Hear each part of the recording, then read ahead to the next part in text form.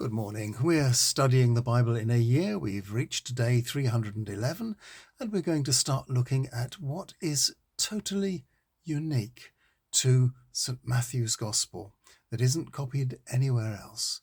We're going to begin with the birth story. So we'll start at Matthew chapter 1, verses 18 to 25.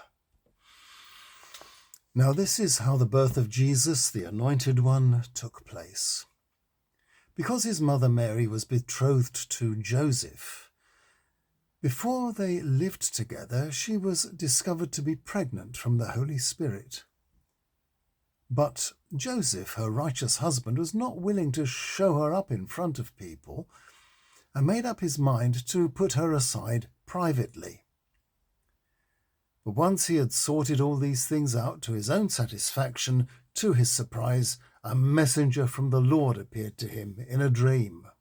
He said, "Joseph, son of David, do not be afraid to take Mary as your wife, because what has been conceived in her is from the Holy Spirit, and she will give birth to a son, and you will call and name him Jesus, because he will save his people from their sins." Now all this all happened so that the following, which had been spoken by the Lord through the prophet, might be completed. Look at this. The virgin shall be with child, and shall give birth to a son, and they shall name him Emmanuel, which is to be interpreted, God is with us.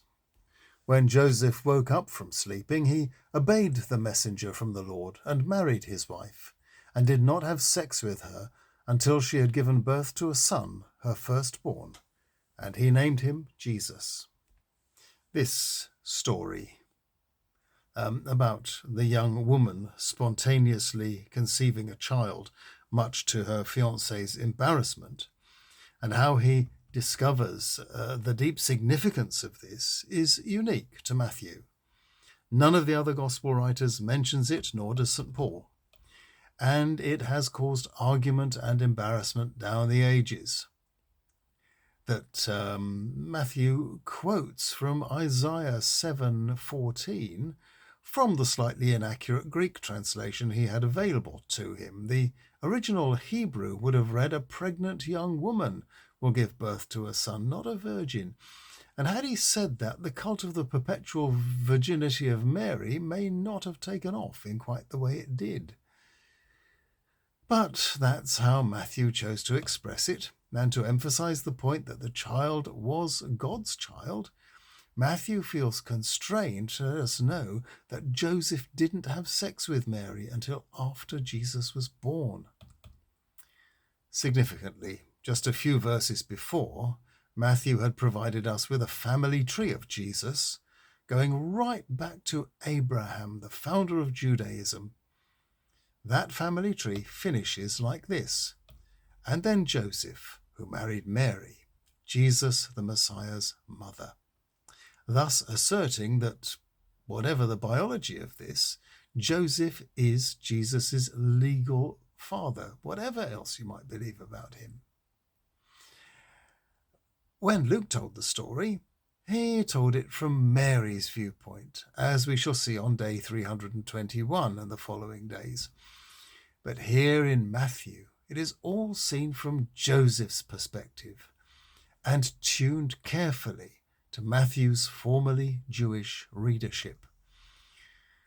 For the sake of his readers, it was important to Matthew to give Jesus an ancestry down the male line, and vital to show Joseph as righteous, that is, someone with an eye on the law of the Lord and a desire to obey it. It took divine intervention in the shape of a dream to convince Joseph to marry Mary. Angels were seen as God's messengers and helpers, and those who had names in Jewish thought all had God's name El as part of their names. Gabriel, Raphael, Michael, all end in El. Angels were understood as direct agents of God, but God only revealed his own being to a very few individuals, such as Moses and Abraham, and I don't think Matthew thought Joseph was in that class. Tomorrow we will revisit the story of the arrival of the Magi. Once again, a detail only known to Matthew. I'll see you then.